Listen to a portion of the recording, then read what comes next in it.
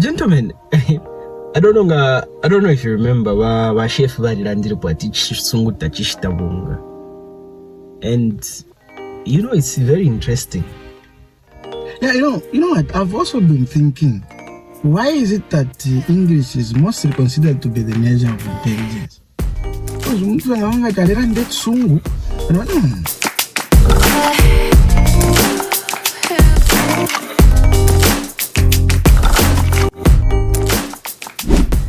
Okay, guys, welcome to this episode.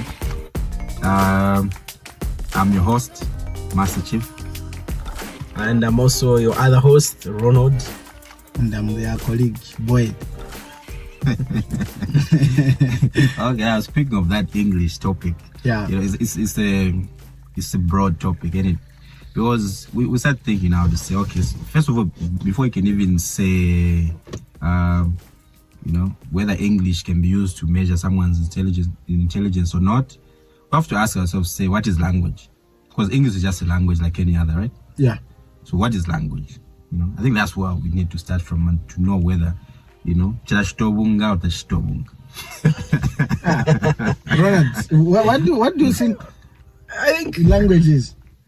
Okay, language in general. Language is a system of symbols and sounds that are brought together to convey information and to communicate to other people.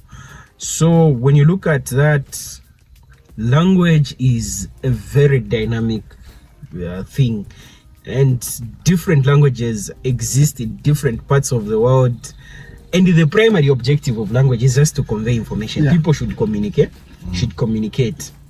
But now we are looking at it, especially, I don't know about other countries, but let's look at it from a Zambian perspective. English is so hyped. Maybe because it is our official language. It could be, but again, the bottom line of any language is to convey information. So even people that are deaf and dumb, they do communicate. So why don't we, because that's also a language, why don't we also say that they are also intelligent? Because that's also language. Though when you talk about intelligence, that's a whole topic on its own. Mm-hmm. But language, and like the way you've said, you talk about people, let's say the ones that are hearing impaired, right? Mm-hmm. These people use a special type of language which is called sign language. Mm-hmm. You understand? It has symbols in it, though it is not really based on the sounds, but there are symbols that are used to convey information. When you talk about English, the regular English that we know, English is made up of symbols, which are letters. Mm-hmm. Now, these letters are combined in a particular way to produce particular sounds. Yeah. That will convey information. That's the ultimate goal. So, okay, so now let's first of all bring it back to say, like, why do people that are, like, let's say, are eloquent in English, right, are going to be seen as more intelligent than those that are not? Why is it that? Is it because they're able to explain complex concepts better than a person that cannot speak it? Or can we say language has an influence on learning? Actually, language has an influence on learning. For example, Ronald mentioned of sign language. A person that does not know sign language, and if he's hearing impaired, will not learn anything, because that person lacks that language to learn certain things or certain concepts that are to be conveyed to that person in sign language.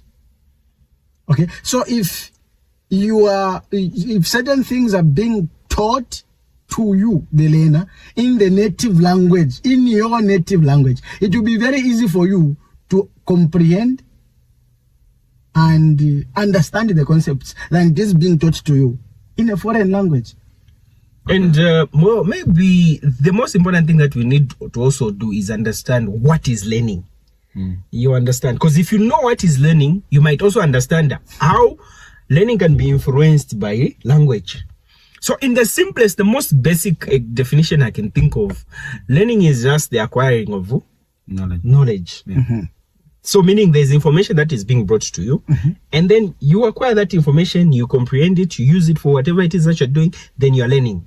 So now we are saying language is just symbols and sounds that are used to communicate information to you. So when that information is communicated and you receive that information, then there is language there. There is learning. Now learning, there is knowledge that is being conveyed to you in a particular language. So now if you can easily grasp the knowledge, the mode of communication that is there, then learning is going to be easier for you. So in other words, Ronald, what you're saying is that language will affect what's this? Like your your problem solving skills, right? And your ability to understand whatever is going on.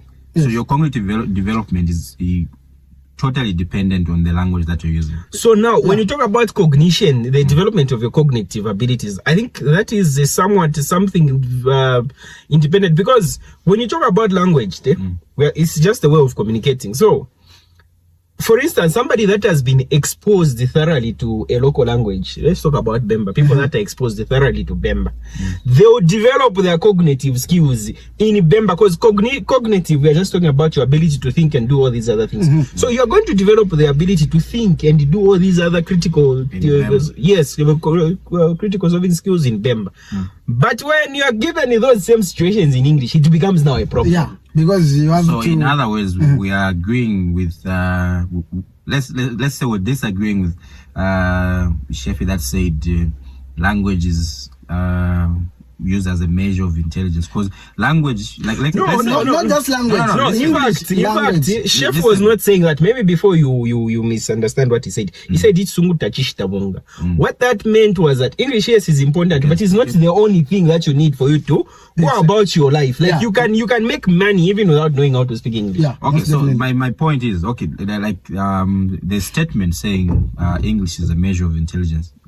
Most cases, right? Most people assume to say if somebody speaks better English, meaning they are more likely to be more intelligent than the person that doesn't. Yes. Yeah. So, in like my point of view, local languages. Do we have a local language that has complex that is used for explaining complex situations or mechanisms, or our local language is used as just a common tool for communication? No. You can't say that. Listen, in all these concepts that are here, even if they are complex, they are not complex, they are communicated to from one person to another in a language. Yeah. Okay? Yeah. So, say for example, a child is born. He will know how to go about doing certain things in that child's local language. Okay? Yeah. So you understand certain things, how to go about them, how to do certain things, whether simple or hard, in that child's particular language. It's the same. So it's an example of like where like a child is able to explain how to make kachasu. Yeah. In Bemba, but you fail to explain how to do the same kachasu in English. Simple distillation. Yeah, that child is not just by the fact that he cannot explain how to brew kachasu in English, but knows how to brew kachasu in Bemba, doesn't make that child not to be intelligent, because he or she has failed to explain how to make kachasu in English. And I think when you talk about, especially our local languages, one thing I've observed is that, let's talk about Bemba, for instance. Bemba as a language is so rich. Like, there are a lot of Bemba words that actually exist, but we don't know about them because we are so fond of English. Yeah. You understand? So I'll give an example of words like maybe a ring. Muchibemba. A lot of us will just say, Mperako ring, Mperako shan. But there's actually a Bemba word that says ring. A cake has its own word in Bemba. The knife has its own word in Bemba. Umwele. Umwele, yes. But some people call cake is impukunya matobo. You understand? Yeah. I didn't know. Ring is in Indamunwe. There are all those Tuma things that the Bembas have made so that their language You can also use it for critical thinking. But then with our today livelihood, Bemba is just used for basic communication. Then when you want to critically think, you want to use English. Now, Ronald, if you want to critically think, you have to use English. Do we think in a particular language? No, that's a different topic altogether, I think. Now that's the whole thing on its own. So now, anyway, if somebody is speaking in English, it is assumed that person is thinking in English. So he's intelligent than somebody who is speaking Bemba. I think associating language, English with intelligence stems from a certain level of inferiority. I'm assuming, because we've been inferior. Looking at the people that colonized us, when they came, these people were deemed superior. You understand? The people that spoke English from colonial times, those people were deemed superior, and because of that inferiority complex, and then we've been stereotypical about this. We always think that people that have this exposure to the language, to the English, that these people are better grasp concepts better than those that don't. But anyway, like I think for me, my take on like somebody being more intelligent because they speak a particular language, I feel like if somebody speaks English, if they are literate, let me just put it like that, right? If you are literate, it gives you an advantage compared to somebody who doesn't speak that language. So like for English, right, you have access to material that like a layman would not have access to. So even if the person is naturally intelligent, right, they're not going to have access to the information that you might have. And this is just common knowledge. Just say knowledge is what? It's power. You have a limited vocabulary. Exactly. Because you only know things that are in your language. But if you have English in you, you'll be exposed to a lot of information that is maybe translated from other languages into your language, English language, which you are able to understand. But I have a thought. Why is it that it takes our kids? Well, some kids will learn the English much faster than others, but you find to say in most schools or most places, especially the outskirts of towns and districts, you're going to find to say a child will start learning English from, let's say, grade 5, right? Is it grade 5? Up to grade 12, but the child will be nowhere near literate. Then you're going to find this graduate that has just come off university. They go to India, they go to China, they go to Russia. The first year they're going to dedicate that to just learning the language in that country. So why is it that those people are able to graduate after 4 years, and we have our kids that will learn English for 9 years and still not get the concept? What can be the problem? So I think the thing that is there is when you talk about learning, just generally learning, not just without confining it to language. Learning, there's a very big impact that the environment plays on your ability to learn. So it depends with the kind of environment you are learning, whatever it is you're learning from. Because the same people are talking about, they probably would have developed their Bemba so much that they have a rich culture in their rich vocabulary in Bemba, but then it's difficult for them to grasp English. And mainly the reason is because they barely practice the language. They only speak Bemba English maybe during the period where they are being taught the supposed language, but the rest of the time most concepts are explained in Bemba. The rest of the work is done in Bemba. So for them, English becomes a bit of a challenge. It's different. If you look at kids that are being brought up in town, one, you find that in most cases when they are in houses, they come from houses that have this language flying around. They watch cartoons and everyone is speaking to them in English. So it becomes easier for them to grasp the concept. And then furthermore, I feel like when you talk about people that graduate and go to these big schools and then they grasp these concepts easily, they're able to learn other languages easily. Again, it comes back to one thing, the intelligence quotient. These people are supposed intelligent because for you to even get a scholarship, you need to pass up to a certain level, meaning you would have broken through your literacy levels are quite high, so it becomes easier for you to learn other languages, and like compared to other people, it might be difficult for them. I think that's my take. Just adding on what you've said, Ronald.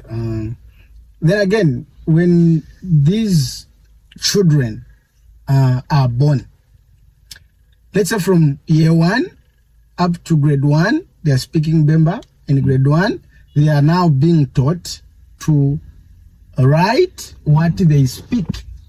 Okay. Maybe from grade 1, 2, 3. They are learning how to write the Bemba that they speak. Then in probably maybe grade 5, that's when the English starts creeping in. But again, they have first to understand the words that they were speaking all along. They have learned how to write them. Then they have to know those words in English. Okay. And be able to translate, and so for them it becomes a bit in their kids. And again, on top of that, when they just learn that at school, instead of when they go back home, they start practicing the same. Their parents are communicating to them in Bemba, not in English. Okay. Let me before you come in. Then the other factor on the graduates. You said if they travel abroad, they are given a whole complete year to study that country's particular language. It's not just the language, I'm assuming the others. But the major focus is for them first to learn the language, because most of the concepts or of whatever they are going to study there will be communicated to them in that country's language.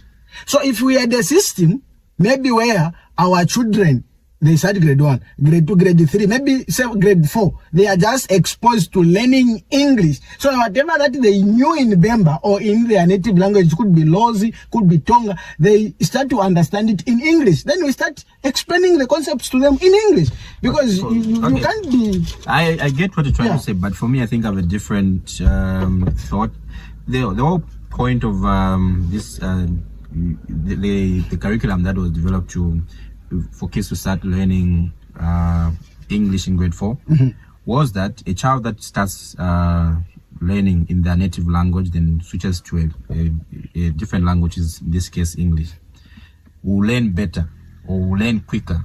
Cognitive skills would actually it expedites the development of your cognitive. So has it been serving that purpose? I feel like if you analyze and see, I feel like that's not the level of literacy, the literacy levels that we have in our I feel like that's not more of a child's problem rather than more of like the teacher part's problem, because if at all there are specific programs that have been put in place to make sure to say these kids are tasked to sort of like be able to comprehend or be able to learn the same English that they're trying to teach. Because I'll give an example. Myself, like, I was able to read, I think, by the time I was in grade 3, but we didn't have that sort of like like why you learn Bemba and then you start learning. We're just learning, but by grade 3 I had started reading. Then I only started speaking very good English, and I'm using the term loosely, like very good, in grade 10. All this time, I could speak, I could communicate, but I wasn't aware of like, okay, is this broken, is this correct, or so, and so on and so forth, right? So, but I didn't go to a private school. I went to a public school, right? So, I feel like most public schools, in terms of language, are lacking on the activities that kids are given for them to learn that language. Because you cannot tell me a child will take 9 years to learn one particular language. And you find that even now, if you go to most schools, you find some grade 12s can't even read, can't even write a proper sentence. So are you going to blame the child, or is it maybe because they start school when they're older, maybe Vakote and so on and so forth? I don't think it's really that. Anyway, it's how you've put it to say, I think there's need for... Quite right, we can't take away the fact that the government is trying to come up with as much policy that will allow learners to learn more first in their local language so that they can easily switch to the other language, which really hasn't really been somehow I feel like it's failing, especially in rural areas, because these learners, once they start learning in a particular language, they'll continue in that language, and it will be very difficult for them to switch to a different language. And those that switch are very few. I'll give an example of myself. You know, one thing that really helped me is literature, just reading through stuff, because I think when I was in like grade 7, and okay, let's just say from grade 6 up to like somewhere grade 10, this was like a time when I started developing, like, especially my English language skills, because at this particular point I used to read, like, if it was in my grade 6, grade 7 times, I used to study the dictionary most of the times. And the way I would study the dictionary, okay, mostly because we had a competition with a couple of friends where you would be competing to try and show your friends who knows bigger words and would use yes. But then when I got to grade 10, I was at the rural school. And then when I went there, because I didn't have anything to do, I took advantage of literature that was available. So I had some teachers that would give me these small novels and interesting storybooks. So I would read those things. And the more I read them, the more my vocabulary kept developing. So I think there's need for more deliberate policy. The vocabulary for English. You already had the vocabulary for your native language. For my native language, yes. But I think as we are almost coming to a close of this episode, I feel like right now we are at a time where people are struggling. Actually, they've not even stricken the balance. You find that people are struggling first to understand their own native language, which they barely know. And then they also want to learn this other language, which they also barely know. And then at the end of the day, do you know what is happening? They're combining the two. And then some people even fail to differentiate which words are Bemba, which words are English. Which words are English. Because you find that somebody is saying, Naranda Mchibemba. Naranda Mchibemba, for example, you understand? Is that Bemba, really? So I think that's where the issue could be. Okay, I feel like this is like a topic that requires a lot of like sitting down, comments, hearing from you what to think, So we would love to hear from maybe the audience also, if it is not doing, as you said, there is no balance, which is said. So what could be some of the things that should be put up front, maybe by the government or the parents, the teachers? Government has already put up policies. In ensuring that the government has already put up policies for children to learn. And obviously when children learn a certain language at an early age, it gets easier for anybody to teach them anything. But are they learning? Because you are saying some are going as far as grade 2 without knowing the English. The problem comes in with what activities are put up. There's always a framework, right? But that framework requires subdivision within the same framework. And government is not going to start subdividing how the framework is supposed to be implemented. It comes down now to the individual policy makers, the policy implementers. Precisely, individual schools, how they're going to make sure they say, okay, there's literacy. Because once a child breaks through, once a child learns English or learns proper Bemba, right, it becomes easy for them to develop very good problem-solving skills. And some of these problems that we might have where people, will express themselves like somebody says something like, oh, okay, so it just gives you that thought, say, okay, why would the person say something like this? Or why would the person do something like this? Like they're not thinking. You know what I mean? We'll go into the specific examples, but usually those examples are problematic. But yeah, I think it's just something that I would want to see.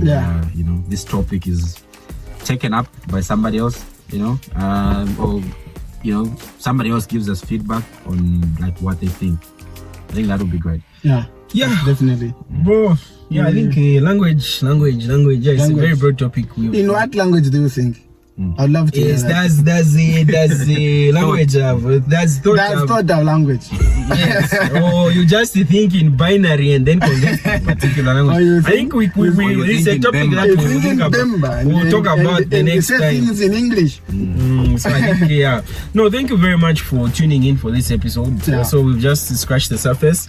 Would like to hear, like my colleagues have put it. Let's hear from you. What do you think about English being a measure of intelligence and the influence that it has on learning? Yes. So yeah, thank you very much. Till next time we meet. Peace. Peace.